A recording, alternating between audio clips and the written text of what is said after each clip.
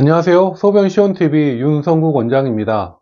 제가 한의원에서 전립선염 환자분들을 진료하다 보면 술 때문에 염증이 도져서 고생하시는 분들을 자주 봅니다. 그러면서 하시는 말씀이 사회생활 하다 보면 분위기상 술 안 마시기가 힘드시다고 진짜 한 모금도 마시면 안 되냐고 물어보시기도 하는데요. 그래서 오늘은 전립선염과 술의 관계에 대해서 제대로 짚어보겠습니다. 정말 소주 한 잔 정도는 괜찮을까요?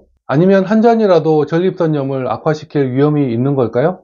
이번 영상에서는 여러분이 안심하고 마실 수 있는 음주 가능 범위를 딱 정해 드릴 테니까요. 영상 끝까지 시청하시길 바랍니다.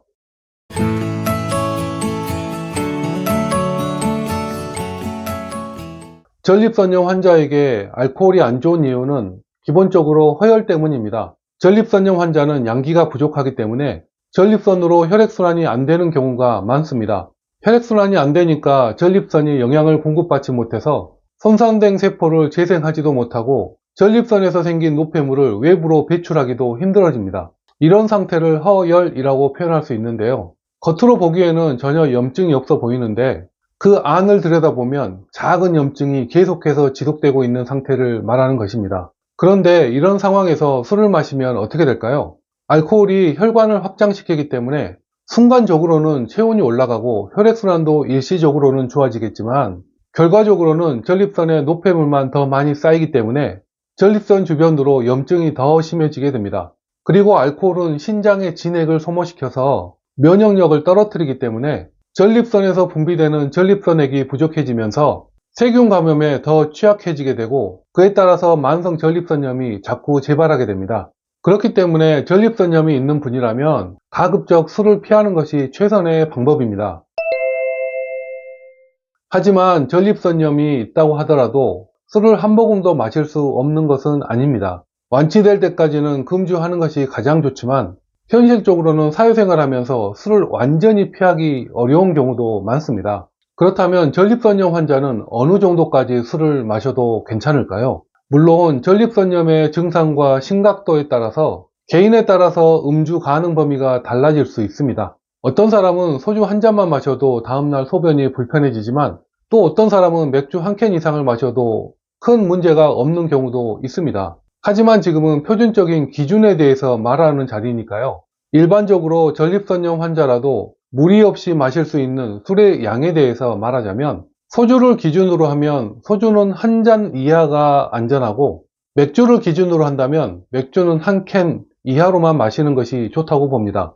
이 정도의 양이라면 전립선에 가해지는 부담을 최소화하면서도 음주 자리에서 크게 무리하지 않는 선에서 적당히 분위기를 맞출 수 있습니다. 그리고 만약에 마시는 술의 종류에 대해서 선택을 할 수 있는 상황이라면 전립선에 영향이 적은 술로 마시면 더 낫겠죠? 그렇기 때문에 가급적 도수가 높은 술이나 화학 첨가물이 많이 들어간 술은 피하는 것이 좋겠습니다. 예를 들어서 소주나 양주는 알코올 도수가 높기 때문에 몸속에서 흡수가 빠르게 되고 그렇기 때문에 전립선의 염증도 빠르게 자극됩니다. 또 막걸리처럼 당분과 효모가 많이 포함된 술은 전립선 내 염증을 더욱 악화시킬 수도 있습니다. 반면 상대적으로 도수가 낮은 맥주나 와인은 전립선에 미치는 부담을 덜 수 있습니다. 특히 적포도주는 항산화 성분이 포함되어 있어서 과하게 마시지 않는다면 오히려 도움이 될 수도 있습니다. 하지만 이것은 어디까지나 소량으로 마셨을 때의 이야기이고 과음하면 어떤 술이든 전립선염을 악화시킬 수 있습니다.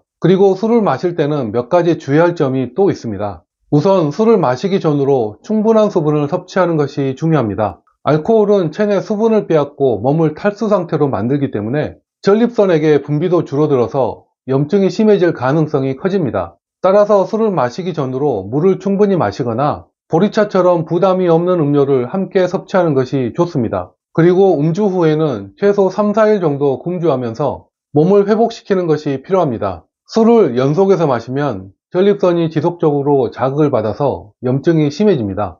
특히 술을 마신 후 다음날 아침에 소변을 볼 때 찌릿한 통증이 있거나 소변이 시원하게 잘 나오지 않는다면 이미 전립선이 부어있는 상태이므로 이럴 때 또 술을 마시는 것은 절대 피해야 합니다. 그리고 음주와 함께 섭취하는 음식도 중요합니다. 술을 마실 때 대부분 기름진 안주를 곁들이게 되는데 튀김이나 육류처럼 기름진 음식은 전립선 염증을 더욱 악화시킵니다. 그래서 가능하다면 견과류, 채소, 두부 같은 담백한 음식을 안주 삼아서 함께 마시는 것이 좋습니다. 결론적으로 말하자면 전립선염 환자는 술을 마실 수는 있지만 가급적 최소한의 양으로 제한해야 하며 술의 종류와 음주 관리까지 신경을 써야 합니다. 특히 자신의 몸 상태를 잘 관찰하면서 조금이라도 불편함이 생긴다면 즉시 금주를 하는 것이 가장 현명한 선택입니다. 그런데요, 사회생활을 하다 보면 예상치 못한 술자리에서 과음을 하게 되는 경우가 생길 수도 있습니다. 이럴 때는 자책하지 말고 빠르게 회복할 수 있도록 적절한 대처가 필요합니다. 첫 번째로 해야 할 것은 수분 보충입니다. 술을 마시면 몸이 탈수 상태가 되면서 전립선에게 분비가 줄어들고 염증이 심해질 수 있습니다. 따라서 과음 후에는 미지근한 물이나 보리차를 2, 3리터 정도 마셔서 체내 알코올과 노폐물을 배출하는 것이 좋습니다.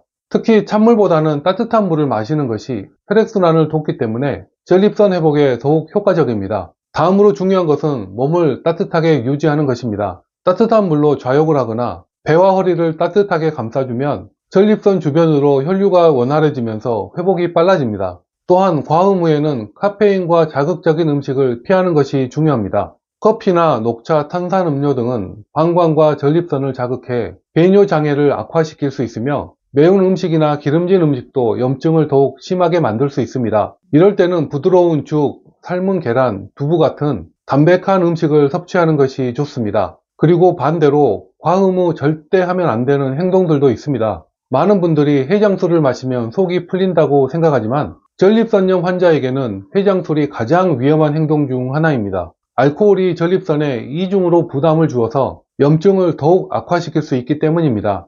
또한 과음 후에 운동을 해서 술을 빼겠다는 생각도 금물입니다. 무리한 운동은 오히려 혈액순환을 방해하고 체내 수분을 더 빠르게 소모시켜서 전립선 회복을 더디게 만듭니다. 한의학적 관점에서 보면 전립선염의 원인은 양기 부족과 어혈, 담음 같은 노폐물의 정체에서 비롯됩니다. 양기가 충분하면 혈액순환이 원활해지고 전립선도 충분한 영양을 공급받아서 정상적인 기능을 할 수 있습니다. 그러나 양기가 부족해지면 전립선에서 세포를 적절하게 재생하지 못하게 되고 전립선 주변으로 노폐물이 쌓이기 때문에 염증이 지속되고 악화됩니다. 그런데 이런 상태에서 과음을 하면 어떻게 될까요? 알코올은 순간적으로 몸을 따뜻하게 만드는 것 같지만 결과적으로는 몸에 열을 발산시키면서 몸이 차가워지는 냉증을 유발하게 됩니다. 즉, 술을 마시면 양기가 더 소모되고 알코올 찌꺼기가 어혈과 담음이 되어서 전립선 주변으로 더 많이 쌓이기 때문에 결국에는 전립선염이 악화될 수밖에 없습니다. 따라서 전립선염으로 고생하는 분이라면 당연히 금주를 하는 것이 가장 좋은 방법입니다. 하지만 단순히 술을 끊는 것만으로는 전립선염을 완전히 해결하지는 못합니다. 이럴 때는 근본적인 치료를 위해서 양기를 강화하고 전립선에 쌓인 어혈과 담음을 배출하는 것이 필수적입니다. 전립선에 쌓인 어혈과 담음을 배출하고 양기를 강화하는 구체적인 방법에 대해서는 저희 한의원에서는 기화작용을 촉진하는 한약과 어혈과 담음을 제거하는 한약을 통해서 전립선염을 치료하는 근본적인 치료법을 사용하고 있으니까요. 궁금하신 분이 있으시면 아래 링크를 클릭해서 자세한 내용을 알아보시기 바랍니다.